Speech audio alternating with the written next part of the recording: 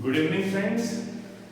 आज हम लोग 2018 में जो केवीएस का एग्जामिनेशन हुआ था, तो केवीएस पीआरटी का सब्जेक्ट स्पेसिफिक यानी पार्ट 2 में जो इंग्लिश आए थे वहां 10 क्वेश्चंस आया था। जो इस बार पार्ट 4 जो होगा इस एग्जामिनेशन में, जो पॉसिबली आपके मार्च के फर्स्ट वीक में स्टार्ट हो जाए, ज्यादा उम्मीद है मार्च के फर्स्ट वीक में आपका एग्जाम हो। उस एग्जाम में ये जो है वो पार्ट 4 का स्पेसिफिक जो है, सब्जेक्ट स्पेसिफिक है, विषय संबंधित है, वहां पे इसी तरह के क्वेश्चंस आएंगे। ज्यादा उम्मीद है इसमें 10 क्वेश्चन 2018 में, लेकिन इस बार जो एग्जामिनेशन होगा वहां पे सब्जेक्ट स्पेसिफिक में यानी पार्ट 4 में 20 क्वेश्चंस आपके हो सकते हैं इंग्लिश से, और 10 क्वेश्चंस तो आपके होंगे ही पार्ट 1 में जो आपका कहता है जनरल इंग्लिश। तो आज जो हम लोग अभी जो देखने वाले हैं वो सब्जेक्ट स्पेसिफिक वाले पार्ट का देखने वाले हैं, और आप देखिएगा और समझिएगा कि सच में जो क्वेश्चंस आते हैं उस लेवल से आते हैं और बहुत डिफिकल्ट नहीं होता है। यदि आप प्रैक्टिस करें, अच्छे से कोई बुक ले लें आप और उसमें से प्रैक्टिस करें, तो टोटल जो 10 + 20 30 इंग्लिश का जो क्वेश्चंस होगा, जो सच में लोगों को बहुत भारी लगता है, बहुत डिफिकल्ट लगता है, यहां तक कि जो बहुत फ्लुएंट इंग्लिश बोलते हैं, बहुत अच्छा इंग्लिश बोलते हैं, इंग्लिश स्पीकिंग जिनका जो है लैंग्वेज इंग्लिश हुआ करता था या हुआ करता है, वैसे लोग भी ग्रामेटिकल मिस्टेक्स बहुत करते हैं।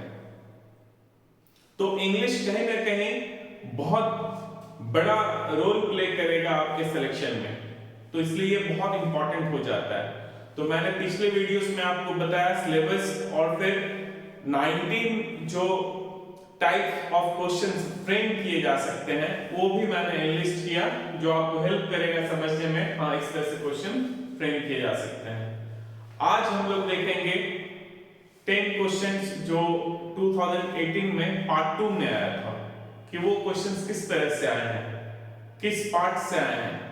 तो जब आप एनालाइज करोगे और आप जब देखोगे तो आप देखोगे कि सिलेबस से ही, ठीक है, जबकि एंटोनिम्स, सिनोनिम्स, फ्रेजेस ये सब नहीं मेंशन है सिलेबस में, लेकिन जनरल इंग्लिश है तो जनरल इंग्लिश में सब आ जाएगा, ठीक है, और ये तो एक्सपेक्टेड है।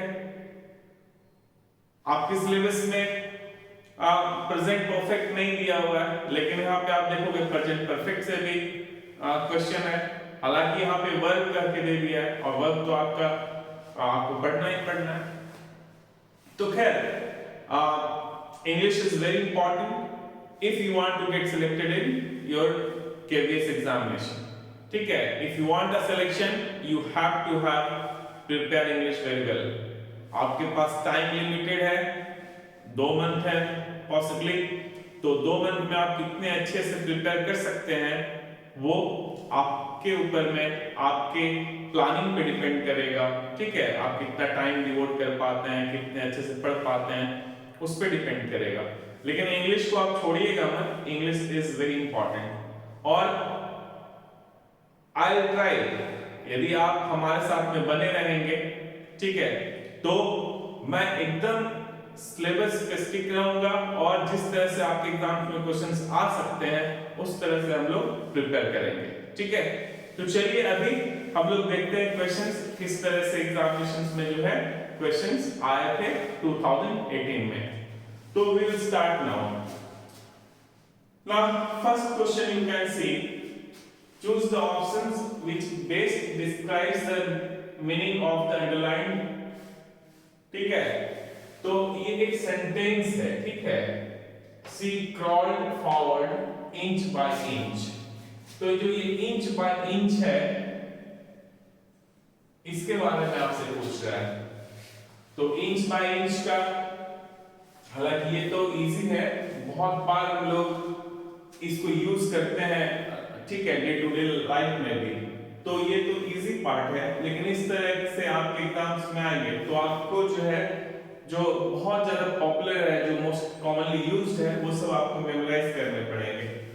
तो चलो इंच बाय इंच आप इसका आंसर पहले आप खुद बनाओ, ठीक है, फिर हम आपको बता देते हैं। पॉज करके आप टिक कर लीजिए, देखिए आपका प्रिपरेशन कितना अच्छा है या कितना अभी तक आप प्रिपेयर कर चुके हैं। तो इंच बाय इंच, ठीक है, तो इसका क्या इंच बाय इंच का, तो एक तो स्लो होना पड़ेगा और इंच बाय दूसरा केयरफुल होना पड़ेगा। तो इसका मीनिंग होता है स्लोली एंड केयरफुली। देखो है इसमें स्लोली एंड केयरलेसली नहीं होगा, लेजली बट केयरफुली ये भी नहीं होगा, स्लोली होना चाहिए था। क्विकली बट केयरफुली नहीं, स्लोली एंड केयरफुली। तो आंसर क्या हो जाएगा? D, slowly and carefully. अगला क्वेश्चन है, choose the option which best describes the meaning of the underlined phrase in the given sentence। यानी ये एक सेंटेंस दिया हुआ है, who can say who will turn up next। तो ये जो turn up है इसका जो मीनिंग आपसे, इसमें से कौन इसको बेस्ट डिस्क्राइब करता है? तो who can say who will turn up next, इसका क्या पता लग रहा है कि कौन अगला आएगा, ठीक है, किसका आगमन होगा, कौन अगला आएगा, तो उसको इंग्लिश में क्या बोलते हैं? अराइव। तो देखो आप विड्रॉ ये तो नहीं होगा, विल कोई यहां पे सेंस नहीं बनाता, arrive yes, who can say who will arrive next ये लग रहा है, डिपार्ट नेक्स्ट, ठीक है, तो आंसर यहां पे हो जाएगा अराइव। यहां पे टर्न अप का मतलब अराइव होता है, ठीक है। इस तरह से आपको मेमोराइज करने होंगे। आप देखोगे लगभग यहाँ पे 3 क्वेश्चंस इस तरह से आए हैं, विल सी दैट। और जब आप पार्ट 1 को मिला दोगे तो वहां पे भी 4 क्वेश्चन इस तरह का है। तो 10 क्वेश्चंस मतलब 30 में से लगभग 8 to 10 आपका इसी से रहेगा, मीनिंग पूछेगा, सिमिलर, अपोजिट, ठीक है, फ्रेज, ये सब भी पूछेगा। नेक्स्ट देखो आप, choose from the given options the word similar in meaning, similar to the one given below। यानी फ्रॉक यहाँ पे दिया हुआ है, फ्रॉक, इसका मीनिंग पूछ रहा है। तो साबुन में जब ऐसे साबुन होगी, जब साबुन लगाते हो तो क्या फेन हो जाता है, ठीक है, झाग होता है। सर्फ को जब आप पानी में मिलाते हो तो क्या होता है? झाग होता है, फेन होता है। तो उसको ही तो फ्रोथ बोलते हैं हम लोग। उसका और क्या नाम है? फोम भी बोलते हैं उसको, फ्रॉथ। तो सिमिलर इन मीनिंग पूछ रहा है, अपोजिट नहीं बोल रहा है, सिमिलर पूछ रहा है, तो क्या हो जाएगा? फ्रॉथ का मीनिंग क्या होगा? Foam, wave, fruitful, gross. इसका मीनिंग झाग होता है, तो फोम आंसर होगा, सेम मीनिंग है। तो देखो आप 3 तो इधर ही आ गया, एक अभी आएगा एंटोनिम्स में भी, अपोजिट वर्ड भी आएगा। तो 4, 10 में से 4 देखो आया, तो 20 में से आप सोच लो कितना आएगा। और हम आपसे बोल रहे हैं 4 पार्ट 1 में भी आया हुआ था। तो आपको मेमोराइज करने पड़ेंगे, जो मोस्ट कॉमनली यूज्ड वर्ड्स हैं वो आपको मेमोराइज करने होंगे। That you have to do, और अभी से करो यार। Choose the option to fill in the blank with the correct form of the verb. यहां पे क्या कह रहा है? Correct form of the verb, verb का फॉर्म, ठीक है। तो टेंस तो आपको पता होना चाहिए अच्छे तरीके से, ठीक है। टेंस हम लोग को पढ़ना है, अब हम लोग स्टार्ट करेंगे, वो अच्छे से बता रहेगा, तभी आप correct form of the verb लिख पाओगे। और इससे अच्छा खासा क्वेश्चन, इसी में 10 में से 2 आ गया है। अभी नेक्स्ट एक और देखेंगे आया हुआ। तो देखो, वेयर इज माई पेन, पूछा मेरा पेन कहाँ है, ठीक है, where is my pen. Then Ram dash it yesterday। तो देखो had lost, lost, has lost, would lost। तो राम से खो गया, ठीक है, तो आंसर क्या होगा? lost। Where is my pen? Ram lost it yesterday। तो आंसर हो जाएगा lost। अगला क्वेश्चन देखो क्या है? choose the correct option to fill in the blank in the following sentence. He rules dash a vast empire. ठीक है, तो ये क्या है? ये सब क्या आप देख रहे हो? ये सब प्रीपोजिशन है। तो देखो क्वेश्चन आ गया, प्रीपोजिशन से भी आ गया। ये भी आपके सिलेबस में दिया हुआ है। तो देख रहे हो सिलेबस बेस्ड है यार, कुछ भी बाहर से नहीं है। तो आपको क्या पढ़ने पड़ेंगे? नाउन का रूल पढ़ना होगा, आर्टिकल्स का रूल पढ़ना होगा, प्रीपोजिशंस का रूल पढ़ना होगा, वर्ब का रूल्स पढ़ना होगा, ये सभी पढ़ना है। एक बार रूल पढ़ लिए तो फिर आप इंग्लिश आराम से आप पढ़ लो, रूल्स पढ़ लो और टेंस पढ़ लो, बस हो गया। तो he rules over a vast empire. In नहीं होगा, इनटू नहीं होगा, ओवर होगा। ठीक है, तो आंसर हो जाएगा यहां पे ओवर।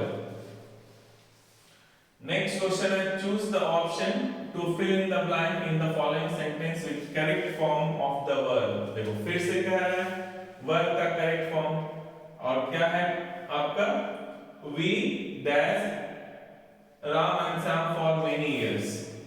देखो knows, have known, know, have been knowing। तो देखो हम लोग राम और श्याम को बहुत सालों से जानते हैं। ठीक है, तो लेकिन ये पास्ट में स्टार्ट हुआ है, भूतकाल में, और अभी भी हम जान रहे हैं। ऐसा तो नहीं है ना कि पहले जानते थे अब नहीं जान रहे हैं, पहले जानते थे और अभी भी जान रहे हैं। तो ऐसे टाइम में जो है आपका प्रेजेंट परफेक्ट यूज होता है। तो प्रेजेंट परफेक्ट इसमें कौन सा है?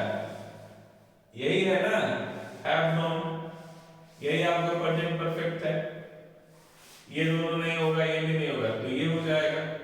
तो ये देखो ये सिलेबस में नहीं दिया, लेकिन टेंस तो आपको पढ़ना है। दूसरी तरह से कह सकते हो सिलेबस में दिया हुआ है, वर्ब तो पढ़ना है, तो वर्ब आ गया, वर्ब करके दे रहा है, तो सिलेबस में है।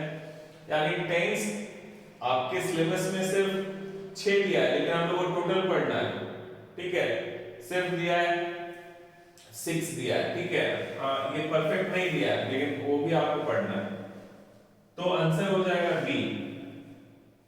ठीक है, we have known Ram and Shyam for many years. ठीक है,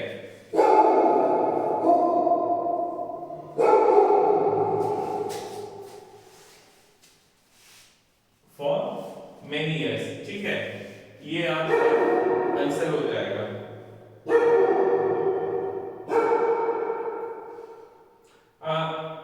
ठीक है, मान लिया रहेगा we have known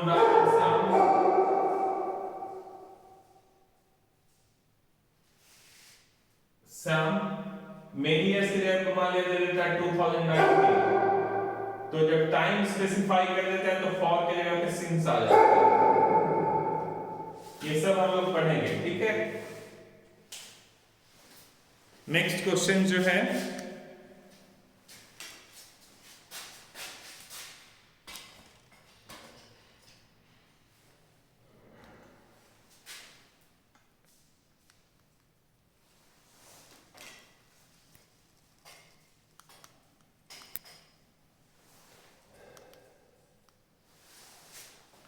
seventh question जो होगा आपका, choose the option in which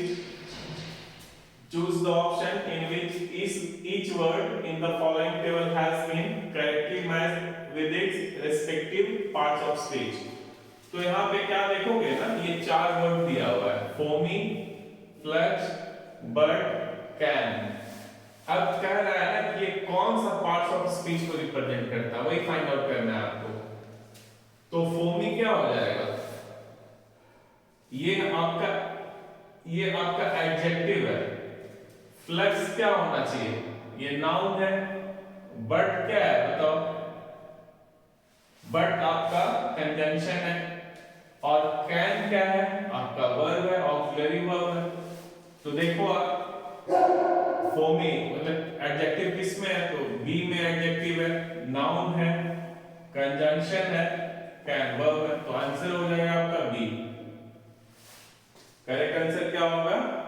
B. Next question, तो आप देखिए ना पार्ट्स ऑफ स्पीच से कैसे क्वेश्चन फ्रेम कर दिया है। Which form of sentence is the following, यानी ये जो सेंटेंस है वो कौन सा फॉर्म में, ठीक है। तो किसमें ही I was offered a chair, तो एक्टिव पैसिव इतना तो समझ में आ गया।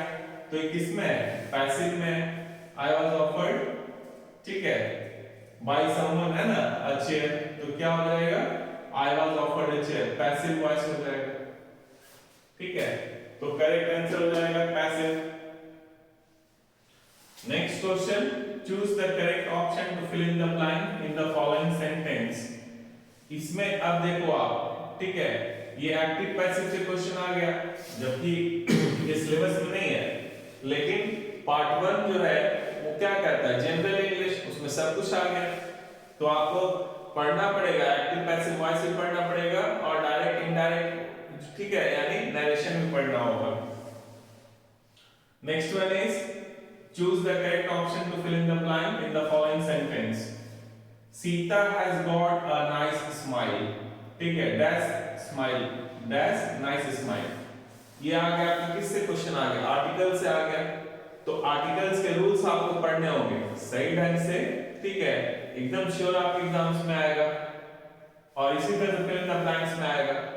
तो जब तक आप रूल्स आर्टिकल्स का नहीं जानोगे, ठीक है, तब तक गलती होने का चांसेस रहता है, ठीक है।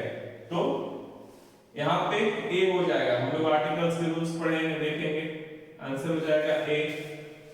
Next, choose from the given options the word nearly opposite meaning to the one given below, यानी यहाँ पे एक वर्ड दिया है पॉपुलर, अब पॉपुलर का एंटोनिम पूछ रहा है, अपोजिट वर्ड पूछ रहा है, तो पॉपुलर का क्या होगा, रॉक, नहीं, नोटोरियस, रेलेवेंट, प्रमोटेड। तो पॉपुलर का अपोजिट क्या होगा, नोटोरियस, है ना, तो ये हो जाएगा। तो देखिए आप एंटोनिम, सिनोनिम्स, फ्रेजेस, इन सब से आपका 4 क्वेश्चंस आया, तो इस एग्जाम्स में भी आएगा, तो आपको मेमोराइज करने होंगे। तो आंसर क्या हो गया, नोटोरियस। तो इस तरह से हम लोगों ने देखा 10 क्वेश्चंस जो भी आए हैं। यदि अच्छे तरीके से हम लोग प्रिपेयर कर लेते हैं तो डेफिनेटली कोई आपको इंग्लिश में अच्छे मार्क्स स्कोर करने से नहीं रोक सकता है। आप 100% अच्छे मार्क्स स्कोर कर लोगे, लेकिन बिना इंग्लिश के आप सोचोगे कि हम क्वालिफाई कर जाएं, हम सेलेक्ट हो जाएं, तो इम्पॉसिबल है। तो इंग्लिश आप अच्छे से प्रिपेयर कीजिए, हम आपको हेल्प करेंगे इस में, हम आपके साथ हैं, बिल्कुल अच्छे से syllabus wise, completely syllabus based और जो एग्जाम ओरिएंटेड, एग्जाम्स में जैसे क्वेश्चंस आते हैं वैसे हम लोग फ्रेम करेंगे और उसी तरह से पढ़ेंगे। लेकिन एक मैं आपको सारे रूल्स बताऊंगा, चाहे आर्टिकल्स का हो, चाहे कंजंक्शन का हो, चाहे ऑक्सिलरी वर्ब का हो, चाहे नाउन का हो, कैसे आप एरर स्पॉट कर सकते हो, ठीक है, ये सब हम लोग देखेंगे, ठीक है। एडजेक्टिव है, एडवर्ब है, वर्ब्स है, प्रीपोजिशंस हैं, ठीक है, प्रोनाउंस हैं, जो भी है। एरर स्पेस, यहाँ पे तो स्पॉटिंग द एरर नहीं आया है, लेकिन आप श्योर आपके एग्जाम्स में आएगा और पार्ट 1 में भी आएगा। टोटल 30 क्वेश्चंस हो जाता है। तो आप एकदम मार्क करो कि इंग्लिश हमको अच्छे से पढ़ना है और एकदम फटाफट खत्म कर लेना है सिलेबस, और उसका जितना ज्यादा आप प्रैक्टिस कर सकते हो, practice will make you perfect, and then you will score a good mark in the examination, and then you will get selected, ठीक है। So I wish that you will prepare well, okay। So thank you, good night, thank you so much।